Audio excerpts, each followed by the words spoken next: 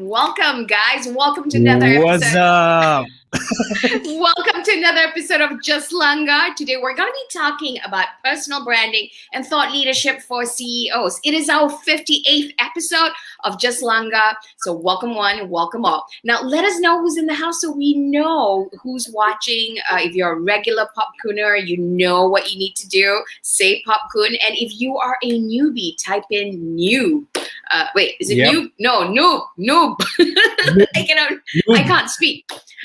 Kind of thing. So let us know where you're tuning in from, who you guys are, what do you guys want to get in today's episode where we're talking about personal branding and thought leadership for CEOs. Tonight I'm supposed to be speaking in Queen's English because I got my AstraZeneca vaccine, so I should be speaking Oxford English. If you're like, I'll be speaking American because I'm getting my Pfizer jab tomorrow. So. All right. Hey, everyone. Welcome.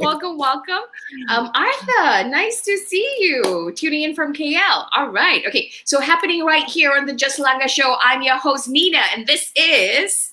And I'm Amin, and welcome to the Just Langa Show. What episode is this, Nina? I kind of forget already. It's like 50 plus over, right? 58. 58? Yeah. Right. Manmeet, welcome from KL. Oh, yeah.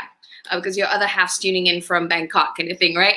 Okay, cool. So now while waiting for you guys to let us know where you're tuning in from, who's tuning in, if you're new to the show, Just Langar is where we interview the movers and shakers of the world to help you grow your authority, impact, and income as a thought leader, business influencer, and the authority in your respective industries. Now, in other words, we're Popcorn and we help build Southeast Asia's business influencers and thought leaders. And if this is something that excites you, do follow us on all our social media, which Amin's going to show shortly. And we've also got trainings, events, as well as, the Just Langa show that you're tuning in right now. Okay. I'm looking at this picture. I'm like, why, Nina? Why this photo? Because we'll be very grateful you follow us. Okay, that's all I can say. All right, cool. So coming up next week, before we introduce you to our speaker, coming up next week on 29th of July, 8:30, same time, Thursday. Thank God you got the right poster. We've got Irwan Junaidi, or better known as Rogue, like Star Wars Rogue, my man, as we call him. He'll be talking about local content for global audience. Because a lot of us think that, Asians especially, think that we're not worthy for international global thing. But you know what? Who's the best person at being a Malaysian and promoting local stuff? Definitely us, right? So definitely something you want to tune in. And then on 5th August, we are going to be having Firdaus Muntaza, who's going to be talking about what is your product entry, the key to making sales constantly, i.e. You're always on product. I'm really excited about this. Andreas, welcome. Arthur speaking Mandarin. We've been trying to get Firdaus to come to our show since last year. Yeah, and then the pandemic happened, the EMCO. So it was like one thing after another. This guy is so hard to get. So you definitely want to tune in 5th August, 8:30 p.m. Make sure you book your seat with us. All right. So again, if this is something that excites you, follow us on our social media channels so you will be notified. Right. So who's tuning in right now? Let us know. What is it that you guys want to get from today's session? Let us know. In the meantime, while we're waiting for you guys to let us know what you want to find out. What do you want to get from today's session? Well, for some reason, Nina, I do not know what you've been doing behind the scene. This week is like a CEO week for us, right? Yes, it's like exactly. Everything that we do this week is all about working with CEOs and getting CEOs to be at the front. Dude, I don't do anything. The universe just conspires. It's like it knows there's a certain theme that's going on, and they just give me people. And even I love Rich because I was like, oh, what do you want to talk about? Anything you want to talk about? And I just kind of blurted out a topic, and he was like, yeah, sounds good. And I'm like, really? Okay, I don't have to change the poster. The only reason I put that topic there is because I needed a poster. Okay, all right. So that is what we're talking. So the universe conspires. There you go. So for me, you know what I want to get from today's session? A former combat veteran, retired Marine Corps, I hope I'm pronouncing it right, Marine Corps helicopter pilot, doing videos on LinkedIn. And his videos is amazing, okay? And he has How did this that show. happen? How did that happen? I want to know that. Exactly. And if the combat thing actually helps with doing videos, I would love to know that as well.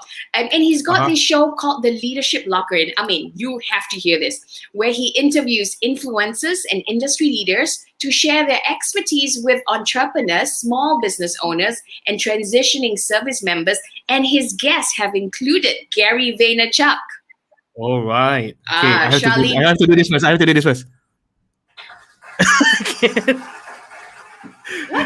What is that? Is that a new tech? That's a new tech. Okay, I hope he's going to teach us something so we can learn from this. That was horrible. Okay, Charlene Johnson, Kendra Hall, Patrick Bet David, and so many more. I want to get these speakers, so I would love to know his secrets. All right. So what about you guys? What do you guys want to learn? What do you guys want to ask our guests? Get it all ready. Get your pen and paper. Okay, speaking of today's topic, we now live in a world where it is essential for CEOs to have an active presence on social media. We can get off the poster now, Amin, so we can show our face. No, I haven't introduced our speaker, by the way. So when a CEO is active, has an active presence on social media, it helps shape the perception people have of the organization. It helps shape the company's reputation. It helps the organization attract and retain the best talent.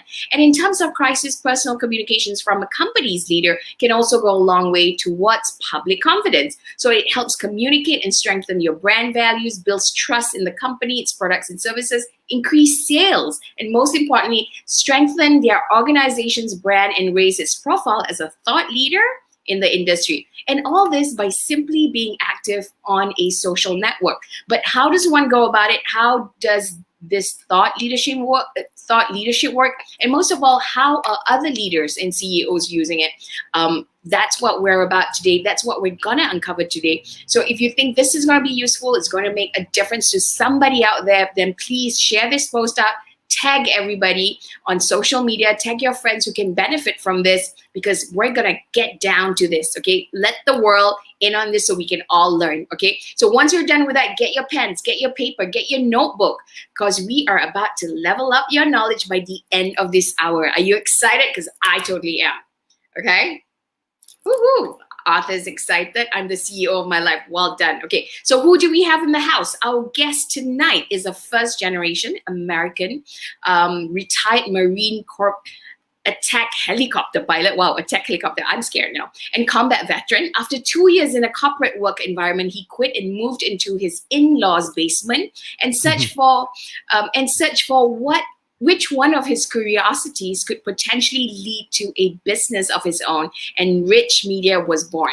So Rich's team helped seasoned executives and seven-figure entrepreneurs become more visible by solidifying their personal brand and determining which social medium they should leverage and owning the content creation process. That's really interesting.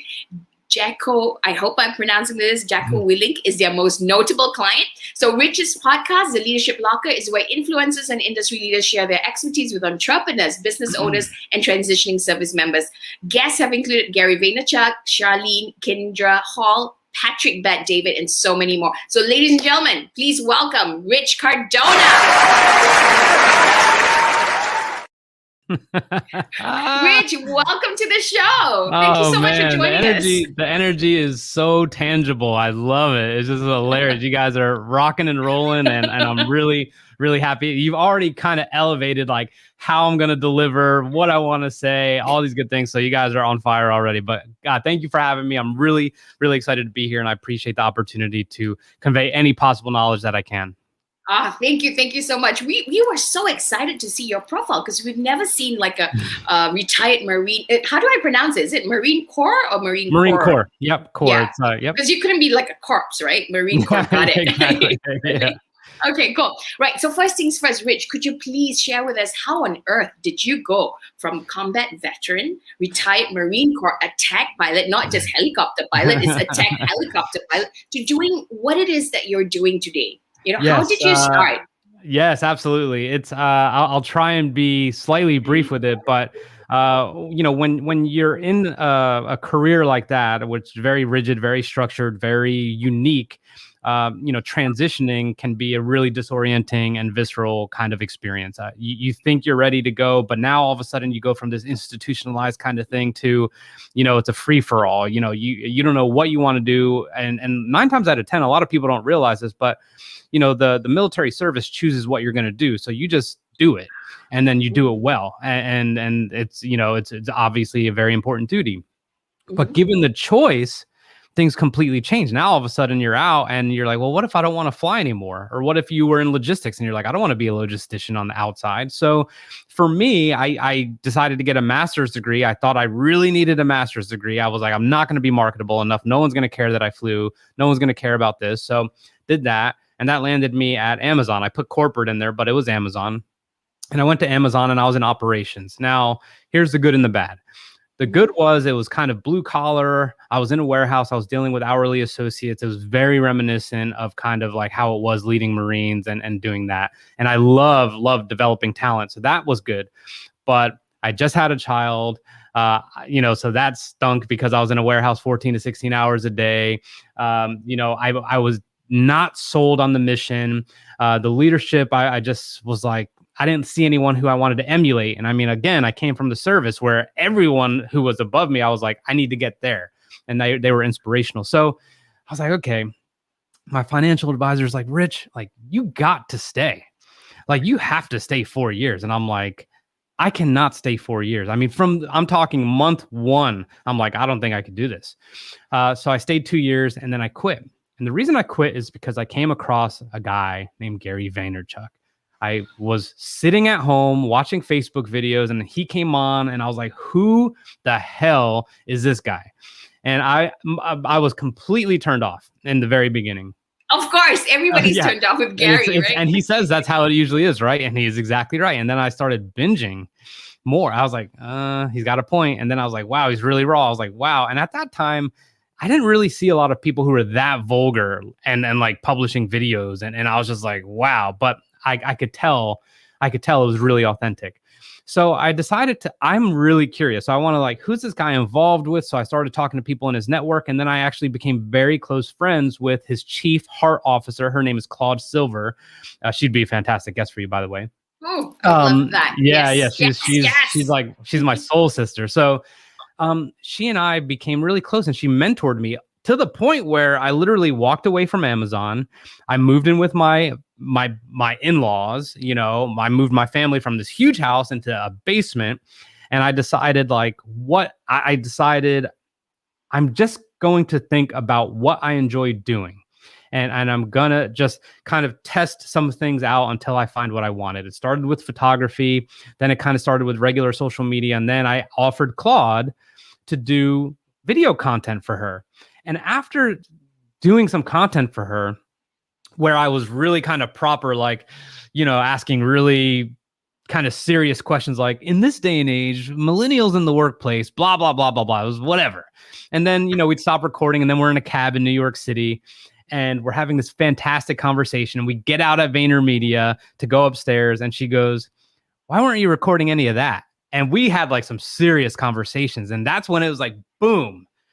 It was immediate. I was like, everyone wants to see behind the curtain of executives and C-suite executives and CEOs and want to know how they talk, how they actually operate, what it's like in just a normal, generic conversation. And that is how I got to where I am. And then, it just became a business after that. She started introducing me to people. They're like, we want you to do this for us. We want you to do this for us. And then little by little, it started to grow. And then that's what I do, content creation and now podcast production. Wow, that's amazing. Do you have anything to add? When did all this started? When did all this started? It seems like you have like a whole lot of things going on, man. that was about 2 years ago, about 2.5 years ago.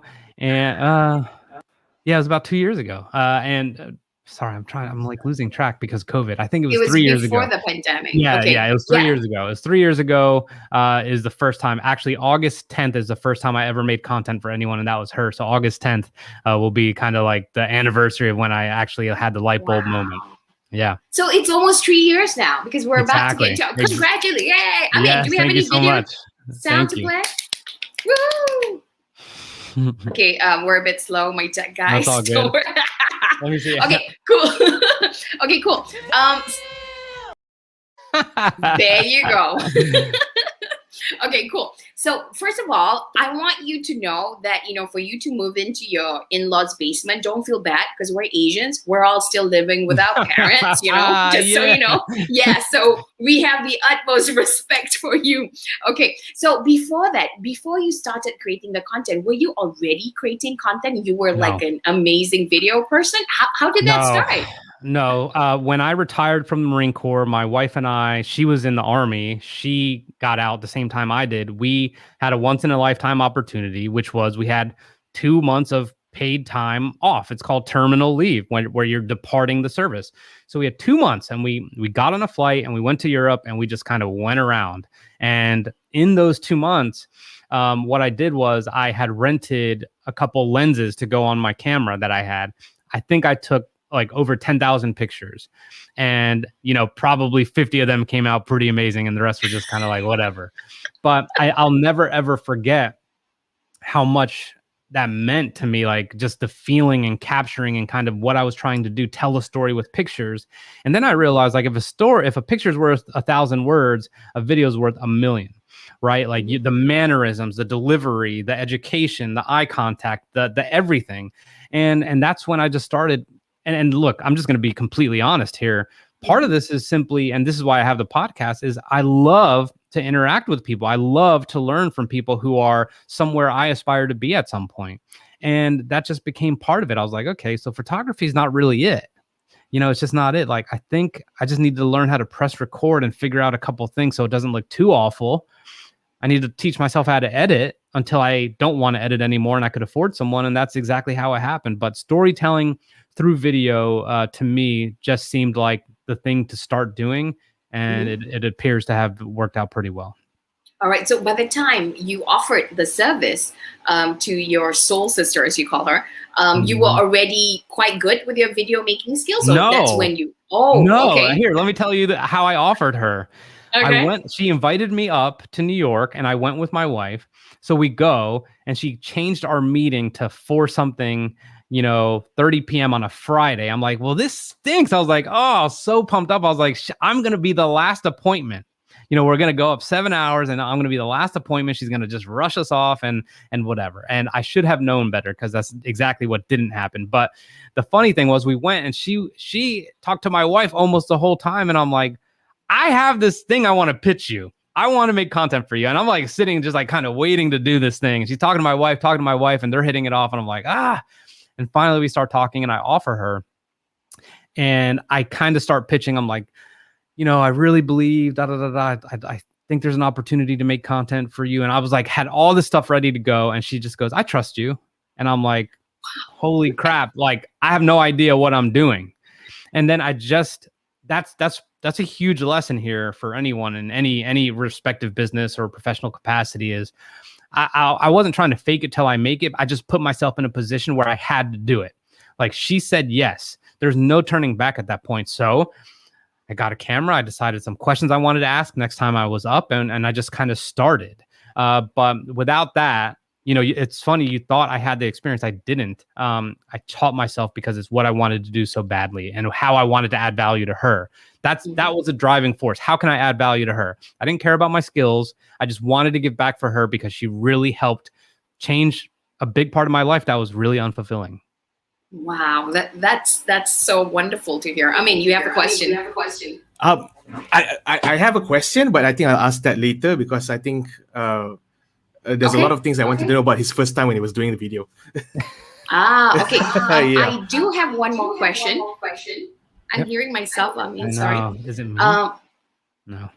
Okay, cool. So here's the funny thing. As soon as we said military CEOs in your description, everybody, there are military CEOs. There are CEOs who are military. Really? Could you help explain that? Because we in Malaysia are like, huh? Yeah. I mean, it's what I mean by that is veterans, people who served in the Army or the Navy or the Marines, and then they are now chief executive officers. And the real funny thing is it does seem like a surprise to a lot of people, but through what I've been doing, and word of mouth and referrals, I'm like, what? Like, you own this? I mean, there's management consultants, coffee companies, car companies. I mean, it doesn't matter. I mean, they are all over the place, and they have applied a lot of the same principles that they use when they serve to kind of elevate themselves either in their own business or within a company and get to the C-suite. So for me, and let me just tell you, for me, that's kind of a natural fit.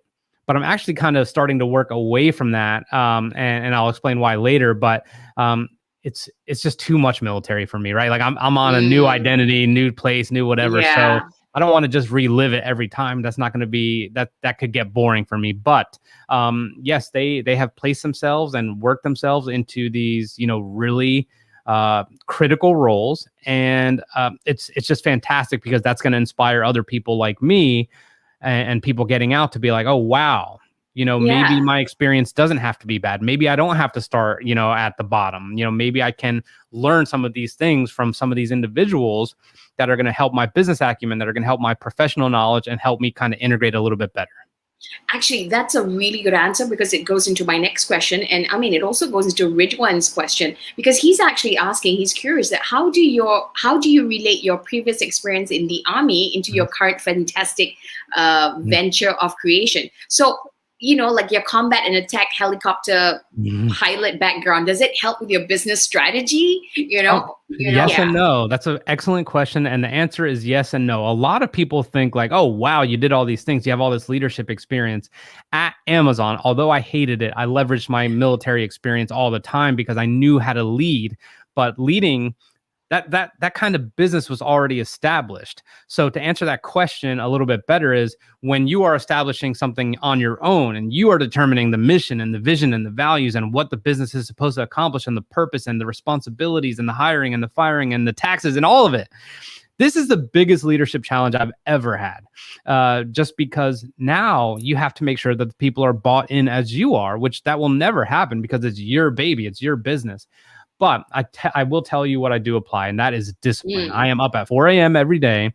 I get up, I go to the gym, I come back, I get my baby's bottle ready, I check my emails real quick, I do some reading. I'm very systematic about the approach because one thing, especially in aviation, is the more variance you inject into anything, the outcomes are just going to be wildly sporadic, and you just don't want that, right? If I want a successful business and you guys happen to hire me and you want me to do video content, although some of it is going to be customizable, not all of it can be. The more I vary that and I try and just do whatever the customer wants in their specific way and kind of disavow my systems and processes, then the results are just not going to be as predictable. And you want predictable results. You want to know what you're going to get. You want the safest option, the least risky option. And that's where the discipline and the execution comes into play. So it got to be very systematic. And as an aviator, I could tell you this. It doesn't matter how many times I've started a helicopter and how many times we've done all these maneuvers or these kinds of flights. Everything was driven by a checklist.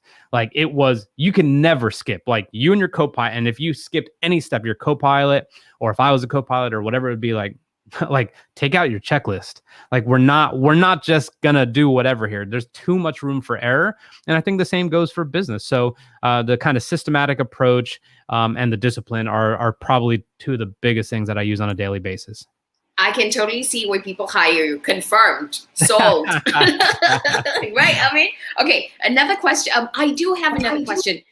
I love the fact that you said that you have all these militaries who are now in amazing position. Their skills are still relevant and useful. And especially during this time, there's a lot of people in Malaysia, in Asia, they're losing their jobs. Things that they were doing are no longer valid today. Yes. Whether they're in aviation or whatever. What's your advice to them? Especially, they feel that they're redundant, their skills are not relevant. What would your advice be for people going through a tough time right now? Yes, this is completely relevant to personal branding and not even just for a CEO. Here's the deal. if you have a personal brand and you create content, you educate, you participate and consume content on a platform like LinkedIn, where a lot of professionals are, what's going to happen is you are going to stand out just a little bit more than the counterpart who's trying to get the job that you're trying to get as well. The importance of a personal brand resonates in the fact that you may not be at the same job forever, as proven by exactly what you just said. So if you're not going to be in the same job forever, what follows you around? Nothing. Like a resume and your skills, of course, are going to seem redundant. How do you break that redundancy? You break that redundancy by participating in industry conversations on social media platforms is one way. By consuming podcasts, gaining knowledge, never stop learning. I mean, 10 pages a day you could read on anything or something very specific to what you want to do, and that's going to separate you. Imagine being in an interview and you and I are competing for the same job, and we have the same qualifications, but I'm talking about, well, recently I read this. So I'm really interested, and I recently read this, and I'm really interested in how your company approaches this kind of problem. Like, if you are in a position where you're inquiring about some of the ongoings within that company, or you are in a position where you could demonstrate that you could do that job effectively, because number one, you're a lifelong learner, because you're connecting with people in the industry, and because people can vouch for you, and you have a brand, you actually have a brand. And I don't mean like a brand like Gary Vee. I just mean something that makes you different. You are publishing your thoughts, your opinions, you're contributing in the community. I am going to stand out tenfold. Okay. No matter how redundant the skills are, they're going to see that I am after it. And this is what I always like to say. You stay ready so you don't have to get ready. When these terrible things happen to us and our jobs or our professions are in jeopardy, you have to stay ready at all times for the other shoe to drop. And the way you do that is just to be professionally curious. What is going on in the industry? How can I be better at my job? Where did I suck at my job before that I can work on right now in the meantime? And look, we all know looking for a job is a full-time job, and it's extremely stressful. But one thing, if you can invest 30 to 45 minutes in your personal brand every day, it's going to pay dividends in the long term. Love that. I mean, you have anything to add? Yeah, I'm going back to the checklist. I'm a bit curious to know this as well, since you've been working with a lot of these thought leaders and also CEOs. What would be a checklist of a very successful thought leader in your point of view? Very interesting. They don't add things as much as they take away things. And that's kind of like a checklist item. Like one of the most successful entrepreneurs that I've interviewed and interacted with, and his company's valued at billions of dollars. He does what's called a power list. And it's the 5 most critical things I need to do today that are related to driving the business. Okay. This does not include, the reading or the working out or the eating healthy or the just, meditation, whatever it is. This is not that. Checking email, that's not it. What are the 5 things that you have to do in order to kind of win the day? And they leave it at that. And I'm just like, what? He's like, this has completely been the reason for my success over the last 20 years. And I'm just like, wow. So they don't say, and he doesn't adjust it, meaning he doesn't go, well, I got to make it 8 today. Today's crazy. Like, no, it's 5 things I have to do. And if you accomplish those 5 things, you can check off the box. And if you have extra stuff to do after that, you can. But they literally don't fill up their pack with more than they can handle. And the reason that happens, I believe, is because those kind of small victories, and don't get me wrong, these aren't easy, some of these tasks, but that kind of momentum of winning the day over and over and over, and then losing here and there, but winning, I mean, that feeling carries a very significant momentum into your capabilities to just kind of see your capabilities and just deliver. And so they don't overindulge in what they think they could do. And here's the other thing that they do. Another checklist item is they look at everything that someone could do better than themselves, and they try and outsource it as much as possible. I can literally, I was messing with the newsletter that I make, and it was my 3rd one, and I was doing it last night, and I just kept messing so many things up. I was doing a test email, and I get it in my email. I'm like, this looks like I don't know if I can swear. This looks you can swear, no problem. Yeah, I was like, this looks like shit. And I'm like, how many hours am I going to spend trying to fix this and I'm like, This is not my thing. I actually have someone on the team who's very proficient in it. Why didn't I call them? That is the kind of distraction that we deal with on a day-to-day basis. And the successful entrepreneurs, to answer your question, do not let those things get in the way ever.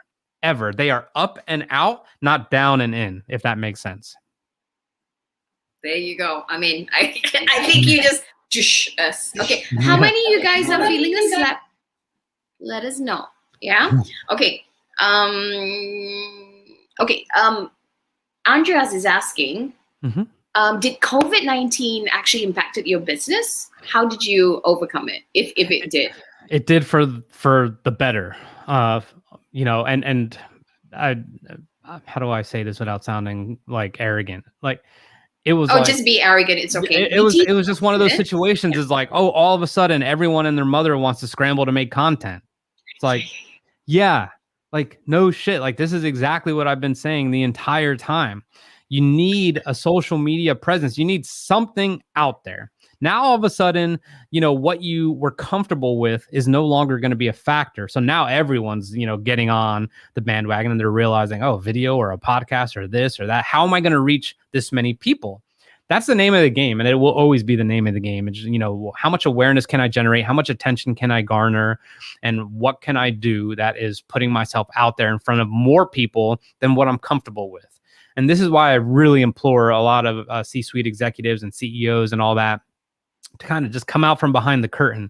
And here's one thing I wanted to mention. I wrote it down during the intro.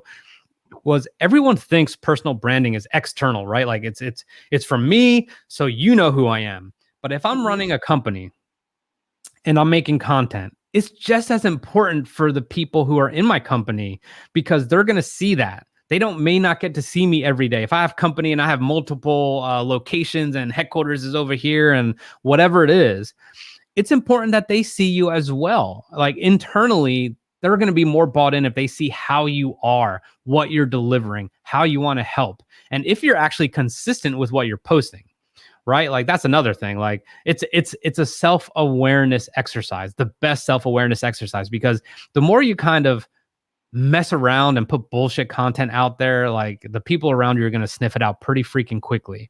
So it is a self-awareness exercise because it allows you to develop the muscle memory to be authentic. And just to like, as content goes, you're going to be like, wow, like I was so myself in that post and the engagement was really high. But this amazingly professionally curated, here I am, chest out, back straight, talking like no one gave a shit. That's what people are going to see. No one wants that. So although it is external, it is important for the people within your company to see that because they're not going to see you on a daily basis, but they may see you on social media and they may be like, I am so behind him or I am so behind her. Like, and guess what? Maybe they repost that and this is my boss. Or this is my CEO. Maybe they start making content. Maybe they start being brand ambassadors when before they never had to do that or even thought about it. And that's when you get the power of shared voice. Now the CEO is making content. Now maybe the chief financial officer is making a little bit of content. Maybe you have a couple of directors making content. All of a sudden, hourly associates are making content like I love where I work. All of a sudden, what started out as a personal brand thing where you were just trying to generate awareness actually brings attention to people who might want to work for the company. Yep. Do you know what I'm saying? Like, yeah, totally. It's critical. So, so I have a question though. What do you think is in the way for CEOs and all these people to really start creating content? Is it a belief thing? Is it a perception thing? What do you think about this? Is it a skill thing? Yeah. No, it's never a skill thing. What it is our self-inflicted barriers. I'm going to look stupid. I'm going to sound stupid. I don't have time and all these different things. Here's what I have to say. You guys know what answering machines are, right? And if you've ever left or a voicemail or whatever, but answering machines is a little bit better. If you left a message for, let's say I was going to visit my parents and I left a message on their answering machine and then I show up to their house and they play their messages and then I hear myself, I'm probably going to say, oh, I sound like such an idiot. I hate how I sound or whatever. I hate how I look. It doesn't matter. Does that mean the information you wanted them to receive is no longer relevant because you sound and look stupid? it's not for you. It is not for you. Okay. What you are putting out there. And this isn't just like personal content. This is educational content for people who want to be a CEO one day, or showing off your expertise about your certain industry, or talking about how you went from 1 million to $3 billion or $1 million in sales over the course of a year. Any of these things. If you're educating people, you're not going to care about, if you really want to serve and you really want to help, you are going to disavow yourself of the ability to just get caught up in the fact that you sound and look stupid. Okay. No one, and the more I do what I do, it's very podcast style, the way I record content for people and make and create content, because no one's perfect. Being perfect is not relatable. So the more you are, the more I fumble over my words, the more I say the more I say shit by accident or fuck or whatever it is, no matter how, the more real I am, the more relatable I am. And the more relatable you are, the closer someone is to believing that they could ultimately and potentially do what you're doing. So that is number one. Looking stupid and sound stupid has nothing to do with you. You have to focus on how you're delivering the message. Now, as far as the time thing, I never want to hear that excuse. No one's unique in that no one has 28 hours. All right. We all have 24 hours. No one is unique with your circumstance in terms of not having time to create content. What you do is something like I do. During the week, it's really hard for me to make content. Okay. But on the weekends, maybe I have some time. But wait a second, I have 2 daughters, I have a wife, and I want to be a family man. I want to be an awesome dad. So what do? I say, honey, Saturday from 7 to 9, I just need those couple hours. I'm just going to go somewhere and I'm just going to go film a bunch of content. Well, what am I going to talk about? Well, during the week, anytime I had an idea about anything that might be worthwhile content, I put a note in my phone about it. So once a month for 2 hours, I might go somewhere with a couple changes of shirts and go record like 12 or 15 pieces of content, 1 minute pieces of content. Okay. 4 weeks in a month, 3 posts per week. That's 12 videos. And you can do that in an hour. You could do it in 2 hours, and you could do it on your phone. You don't need a camera or a tripod, and you don't need a microphone. You could do it right here on StreamYard or Zoom or whatever. You could record yourself. So it's time. Everyone is deficient in time. Okay. So it's either, and this is what I always like to say, you either have more time than money or more money than time. And if you have more money than time, then outsource it. Hire someone like me.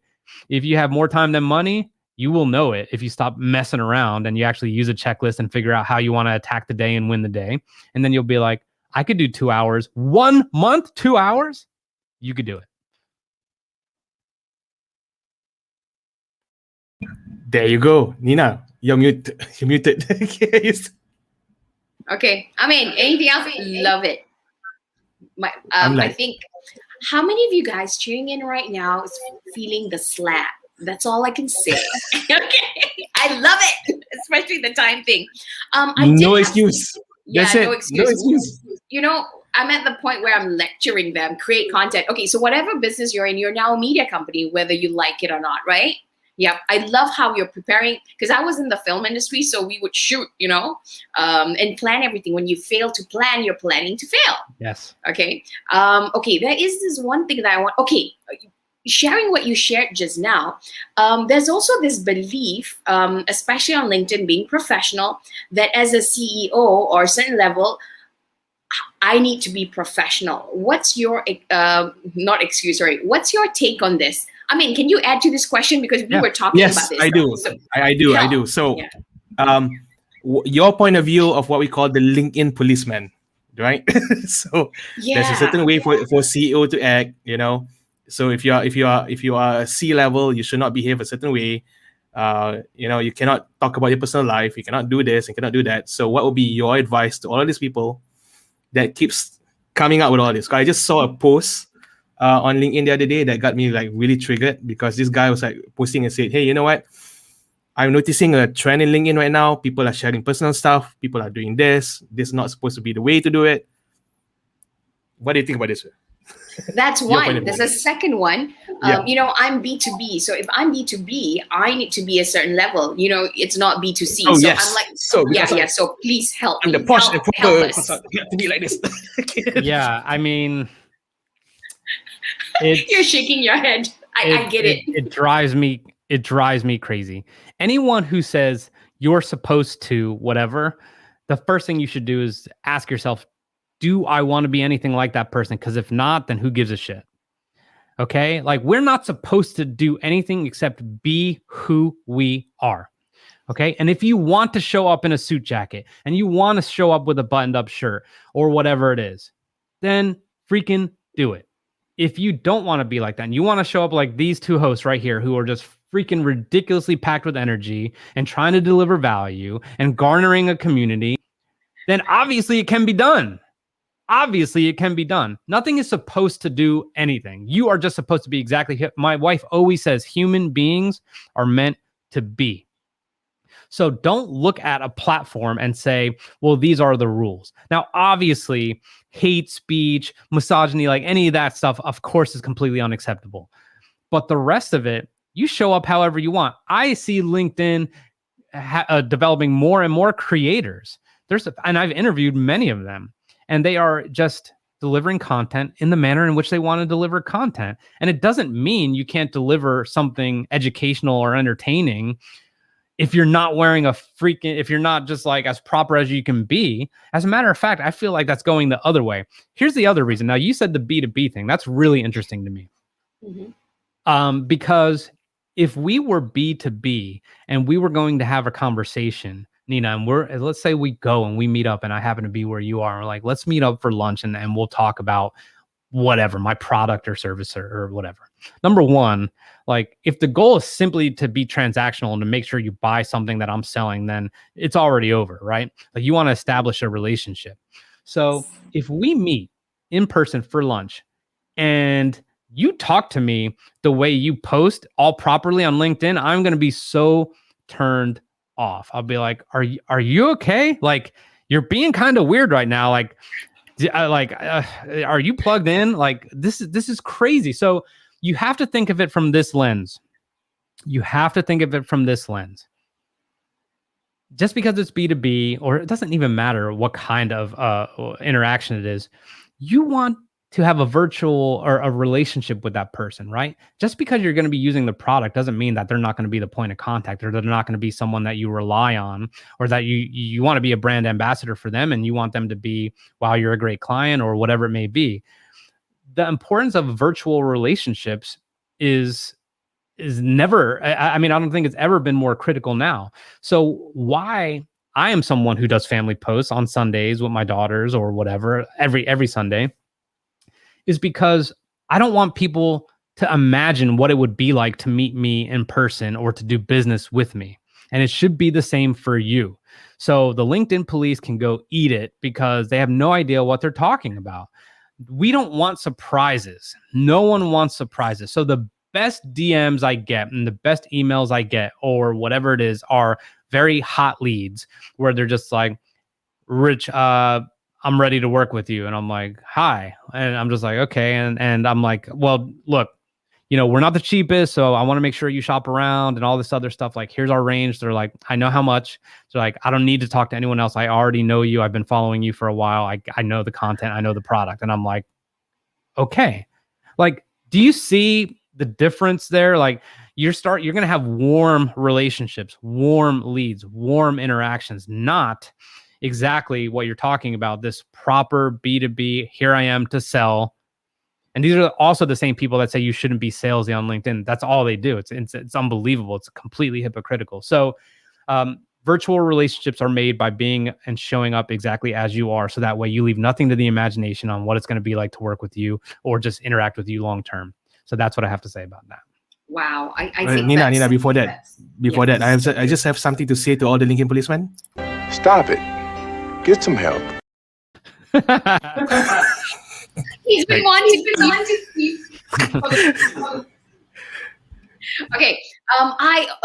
Rich, I need to be mindful of your time because you've got checklists and you're also all about discipline. How much time do we have with you? What time do I need to we have about 15 more minutes. Yeah. Okay, sounds good. Everyone's walking, everyone's in all weird places, so I could make sure we do this with no issue. So somebody is asking, Haley is asking, Rich sounds like an introvert. Are you Rich? Yeah, I can be. And I wasn't sure if she was being facetious or not, but I will tell you this. This is really funny. I went to a conference recently, a summit, so to speak, and it was very expensive, and it was for just 100 people with two people I look up to very, very, very much, highly, highly successful businessmen. And I wouldn't call it a networking event or anything like that per se, but they very much encouraged us to talk to each other. Now, maybe this is a little bit of the pandemic, but I hadn't been to something like that in a while. But what I found myself being was really quiet. I love to make content. I love to do my podcast and all these other things, but I felt myself being quiet because every freaking question was like, where are you coming from? What do you do? And I'm like, all right, like we could do better than that, and there's this quote, I forget who said it. I hate small talk. I love skipping straight to medium talk, and I just feel like there is a certain amount of effort that you could put in to, having a stimulating conversation, and that everything that you talk about doesn't have to revolve around what you do. I mean, this is exactly another reason why making content is so important, because when I make family-oriented content, I want people to know that I take fatherhood very seriously and that I love my daughters more than anything. When I share my failures, not just my victories, I want people to know that, hey, just like I told you guys, like I had no idea what I was doing with Claude, but this is what I did, and this is what I learned from it, and this is how it accelerated my growth. So, back to the original question on being an introvert. Sometimes it's hard. Sometimes it's overwhelming. Sometimes, I hate to say this because I pride myself in how much working out and all this stuff I do, but networking can be exhausting. Like you just had a 30-minute conversation and then someone wants to talk to you, and then all of a sudden they're like asking you a ton of questions. Here's one piece of advice I could give you. If you really want to kind of conserve your energy, you be the one asking all the questions. Okay. People love to talk, and I don't mean that in a bad way. People love to talk. So ask plenty of questions. If they say something that's kind of interesting, repeat the last sentence they said. So if Nina, if you were to say, I used to be in film, and it was really gratifying. And I'm like, film was really gratifying. And then you just like, next thing you know, you're like, yeah, like, oh, we'd be on location. And then I'm just like, cool. Like I just get to listen, and if I happen to kind of just like go out into La La Land, like that's okay too. It happens. But yeah, to answer the question, I'm this weird dude. I love to make content. I love to help people, but in certain networking events I'm just like, nah, I don't like birthday parties. I don't like any of that stuff, man. I'm just, I don't know. Weird. Okay. So I have a question here. Because I think this is, I've been wanting to ask this since, because you started creating your own content about 3 years ago. Yeah. And plus, now we know that you're a little bit more of an introvert person. If there is any advice that you can give to yourself when you started 3 years ago that we can all learn from, what would that be? In regards to creating content or personal branding, whatever. Yeah, it would be. I think this is relevant to anyone in any industry. Is to just. It's just to be not to be critical. I would say that in advance, like, hey, dude. Like a lot of different things are going to happen. Don't be critical, because our paths change. And when our paths change, or when our minds change, or when our hearts change and we end up going in a different direction, it's only you that actually has to deal with it. Not your freaking parents, not your family, not your sister, not your friends, not your kids. Like when it comes to like what drives you, what makes you excited to get out of bed and do over and over and over again. Or if you're not doing something you love, but you know that financially it's what needs to be done in order to get to this goal of being like, I want this house, or I want this car, or I want to save up this much, whatever it is, no matter how many times you change your mind, fuck everyone else. And the reason is your perception of yourself really has a lot to do, no matter how much you think you can withstand it. It has to do with a lot of external factors. And the reason I'm saying don't be self-critical is because, I worried so much about like, well, how's this going to look if I change the name of the podcast? Or how's it going to look if I start doing podcast production? Or how's it going to look if, I don't use captions in my videos for my clients or whatever, and I'm not actually catering to the hearing impaired? Like all these little things. Or how's it going to look if my chief operating officer gets another opportunity and she leaves? Who cares. This is why I say stay ready so you don't have to get ready. And if you are kind of centered with yourself, and I don't talk about like spirituality and being at peace with yourself or anything like that, but if I'm executing on my checklist on a daily basis, if I'm making sure I'm trying to bring as much value as I can to the people out there who don't know me, and even more to the people who do know me and subscribe to me or our clients or whatever it may be, then I'm not going to be bothered by any failures, any setbacks, or any distractions, because I don't care what anyone else thinks. And that sounds like this lofty, weird, fluffy thing, but it is the single biggest detriment to a lot of people I know, and it was for me for quite a long time. And I'll just give you an example. I had a really, really high-profile client, and we had a 6-month contract. And during the 6 months, we did filmings, we did content, we did everything. And I was just giving them feedback like, this is not going to work unless you do X, Y, Z. And because they had a lot of money, they just kind of didn't care. I was just a vendor. I was just a service provider. And after that, I was like, fuck that. Like, I'm not ever going to put myself in a situation like that again. I will exit that before just taking the money because the money's good. And the reason is I want to help you deeply. I want to be a strategic advisor. I do consider myself an expert in some of these certain areas. But losing this client is going to look bad. Like, Rich, you had this amazing client. Like, what now? I don't care. I don't care. Like, it's not worth it to me. And if this were a couple of years ago, it would be a very, very different story. So don't be critical of yourself. If you are doing what you want to do and the way you want to do it, and you have some setbacks, it doesn't matter. Just learn from it and just make sure you really just have to know what you want. You have to know what you want, and you have to let everything else fall by the wayside and ask yourself on a daily basis, like, is what I'm doing right now, scrolling through Instagram for the last hour or watching TikTok for the last hour, is that moving me closer or further away from what it is that I want? And then you have your answer. You audit yourself all the time and you'll know what's going on. Wow. Amazing. Love it. Love it. Love it. Okay. I have a question because I think I saw your video on this. What's your advice on bots and the fast way of, getting those followers and stuff like that? Yeah. I mean, and I'm telling you from experience, I did it, and I was in an engagement pod once as well. And I mean, it was just ridiculous. Here's what I learned from that. And here's why you shouldn't do it. If you need that kind of false engagement, if you need some of that, just that a certain follower number or whatever it is, just to feel good, that means you can't stomach what you're unable to do on your own. It means you are not willing to go back to the drawing board and say to yourself, my content clearly sucks shit.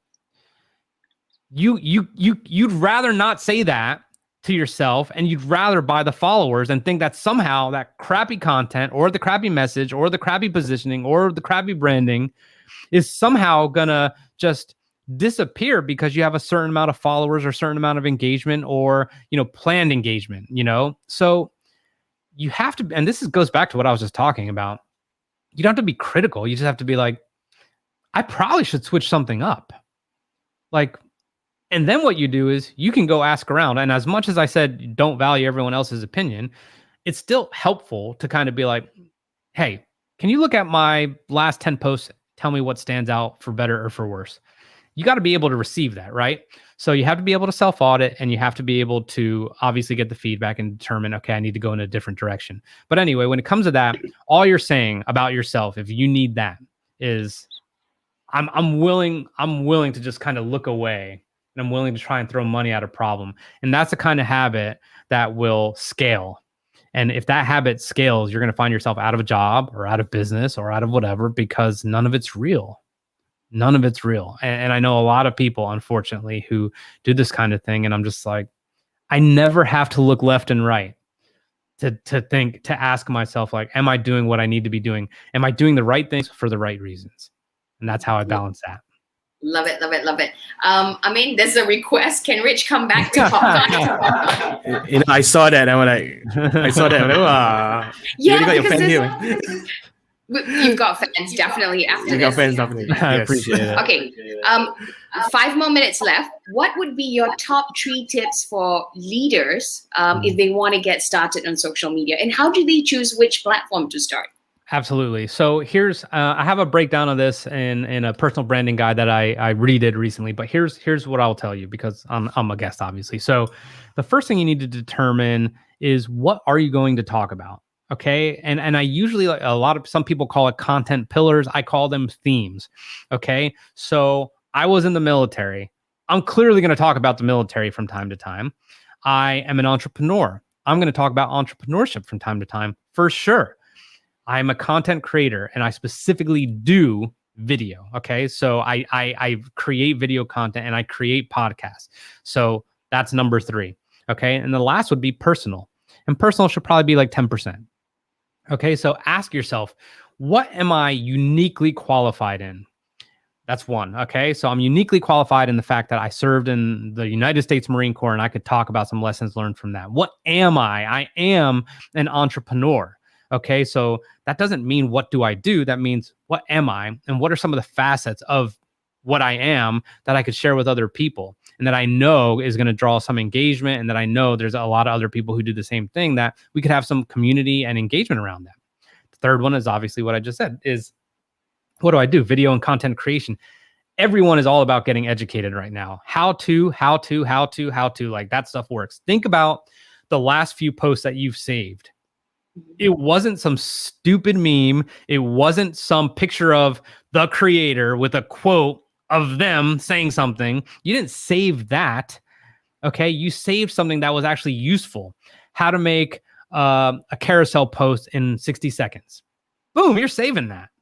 You're saving that. So educational material. And the last one is personal. Why? Because people need to know that you're a human being. So that's what I would say is the first step. Okay. So find 3 to 4 themes about what you can talk about. Now, as far as the medium, I will never, ever sit here and pretend that everyone should be on video. I will never sit and pretend that everyone's a really good copywriter. And I will never pretend that everyone needs to start a podcast. But you need to think about which one of those makes you the most comfortable. And I have people who just hired me for a podcast. It's these 2 women, and they're incredible. And one of them's like, I hate being on camera. I was like, well, the good news is this is a podcast. There's just going to happen to be a camera there. And you're probably going to be completely yourself. But, had it not been a podcast and we not provide video content, then maybe it wouldn't have been the best thing. She loves to write. So maybe she could be like, I'm just going to start a newsletter, a LinkedIn newsletter. But think about where your strengths are. If you don't feel comfortable on camera, welcome to the club. A lot of people are like that. But it doesn't mean you shouldn't try these things. But you should definitely be able to isolate audio, written, or video. Which one is it? And then you could start there. And then as far as and then lastly, as far as like social media platforms, there's appeal everywhere. I love TikTok. Trust me, I get lost in TikTok, watching TikTok and some of the things, because I see people who are 40 years old making amazing content. I'm like, oh my, I love people who create great content. Okay. But I also love LinkedIn, because that's like kind of like where it's home for me. I can't stand Facebook, but there is certainly some value there if you can play it right. Instagram, it's like when you hear the word social media, I think everyone thinks Instagram right away. I just, that's like my gut feeling, right? Like, it's just like, it's the platform. You know why? Because anything anyone else does, they find a way to do it. So when TikTok was exploding, they're like, we got Reels. When YouTube was doing what YouTube's doing, like, we got IGTV. You can make up to 10 videos. Okay, stories. All right. And now all of a sudden LinkedIn's got stories. Like, people copy each other, but Instagram's its own little animal. So all these things are cool, but you have to ask yourself, where is my audience? I'll tell you right now, my audience is not on Instagram. Like, they might follow me, but they can't afford me. And I don't mean that. I don't mean that in a bad way. I'm just saying a lot of people on Instagram are broke, period. And I get that. And I get that because I was in that situation as well. A lot of people just want content, but serious people, my audience is probably on LinkedIn. The audience I could best serve, the audience that is looking to be like, I need to create content, or I want a podcast. And that's literally like 90% of my business comes from there. So pick your themes. Okay. Think about what you're good at, what you're most comfortable at, and be like, okay, where can I do that? And then lastly, ask yourself, where is my audience? Where would they be? And then confirm it. I actually never, I don't think I said that, but confirm it. Be like, let me see. Go in and be like, yeah, there's a lot of podcasters on LinkedIn. Not really. And if they are, their content sucks. So you just got to kind of check it out and validate it. And if you don't see, and if you say to yourself, well, I don't know where any of my audience is, I don't have an audience, then say to yourself, where are the people that I follow? Where's the content that I like the most? Because that's going to be kind of put you, observing, and then put you in a position to create. Because you're going to observe, and you'll be like, I could do that. Oh, this is a good idea. And then you're going to get started. So that's what I would say. Awesome. Thank you. Right on time. One last question. Rich, thank you so much. It's been such an amazing 1 hour, like jam-packed with so many values and nuggets of information. What is next for you, Rich? I think I'm obsessed with transitions in life. So I talked about it at the very beginning when I transitioned out of the Marine Corps. Mm-hmm. I am fascinated by people who make a pretty big pivot. So for me, and I hired a coach for a little while, just kind of like unscramble the spaghetti in my head. And I think I landed on it's either going to be a new podcast or a new service that really is revolves around Act 2 of someone's life. I always like to say Act 2 is about you. Actors, athletes, and authors are I think who I want to go after. And by that I mean go after is there's athletes, former professional athletes who are now business owners, and they don't want to be known for just their business. Just like I don't want to be known just for my military experience. I want to be known for my business acumen and what I could serve you with. And I think that's just interesting. It's super interesting to me. I mean, the stories can be endless, and I think that's a direction that I'm going to be heading at some point. But a very good question. I haven't even said that anywhere yet, but that is what it is. Yeah, sounds fantastic. Thank you so much. We're going to let you go because it's already 2 minutes past. No problem. Kind of thing. But Rich, thank you so much. Thank you guys. We're so grateful. I'm going to be messaging you as well. Yeah. Please do. Yeah, definitely. Thank you, everybody. You guys were awesome. Thank you. Thank you so much. Thank you so much. Yeah. Thank you so much. Okay. Bye. Bye. All right. So there you have it, ladies and gentlemen. What did you guys get from today's session? What was your learning today? Let us know in the comment section. What was the biggest thing that you learned from today from Rich Cardona? Amin, what was yours? Checklist. There you go. I mean, you're also not in the middle. Can you go in the middle? Because I want. Okay. Yeah, okay. My camera just kind of like, there you go. Checklist. All right, checklist. What about you guys? What was the biggest learning today? Let me know. For me, it's I thought KL Tang is crazy for waking up at 5 o'clock in the morning and creating content, and everybody wants to join his 5 a.m. club. There is now a 4 a.m. club. Stress. Come and join us. I'm setting up the 4 a.m. club soon, so. Okay, there you go. So that's gonna be the next level SHIT. Okay, if you guys want to do this, let us know. Join the 4 a.m. or 5 a.m. club. Let me know. Ridwan is saying checklist driven and keywords. What about the rest of you? Don't self-critical kind of is what Ridwan is saying. I love everything that he's saying. Don't be self-critical. And if you don't know how to make videos, but that is what you love, then just you just langgar. You do this thing where you promise to deliver, you have no idea what to do, and then you do it. Okay. After is in 3:30 a.m. I sleep at 3:30. Okay, kind of thing. All right. So thank you very much, guys. Let us know in the comment section what is it that you guys learned. Just to quickly recap. Next week, what is happening is, can we have these slides of what's happening next week? If you guys absolutely enjoyed that today, we're going to have another show next week. And this time we're going to be speaking to Rogue Irwan Junaidi. And we're going to be talking about local content for a global audience. Okay. So he's one of the, yes. So he's the creator of Batik Girl, which won awards, Film Festival Awards. So he's going to be talking about how we can establish ourselves as global thought leaders and not just being Malaysians. Okay. Not just appeal to Malaysians kind of thing. And then on 5th August, we're going to be talking about money, where what is your product entry? Here is the key. We're looking at the key to making sales constantly. While you sleep, sales. While you go to the toilet, got sales. While you eating durian and eating nasi lemak, also got sales. I am excited for that one. I want to have my own 24/7 sales thing going on. Okay. This is like what we call your always on product. Yes. 24/7, right? Yeah. 7 days a week. Yeah. Yeah. You want to have Okay. that. And really, we have no excuse anymore because we're living in such an exciting era of digital technology that all this tech is available for us to immediately get it out there. Yeah, so it's really exciting. So we'll be seeing you same time, same place next week, Thursday, 8:30 p.m. Malaysia time. That's GMT +8. And yeah, we'll see you soon. So thank you for your time. We hope you learned something. And if you know someone who's going to appreciate the insights from today's show, please tag them. Give us a like. Follow us on our social media. That's Popcorn Fest on Facebook, Twitter, IG, Telegram, and LinkedIn. And we'll be coming out with more videos and speakers. So let us know who you want us to interview. That's all the time we have for today. We'll see you again, same time next week. I'm Nina. I can't hear you, Amin. And I'm Amin. We're signing off. Good night, guys. Okay, Have a we'll good see you. week. Bye. Bye.